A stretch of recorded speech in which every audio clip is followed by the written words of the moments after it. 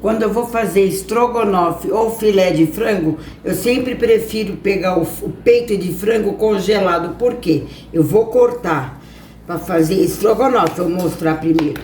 Ó, tá durinho, você corta exatamente a fatia fininha. Fica que nem estrogonofe de restaurante, as fatias tudo bonitinha. E se você for fazer o filé de frango, ó, dado com a faca, ó a facilidade.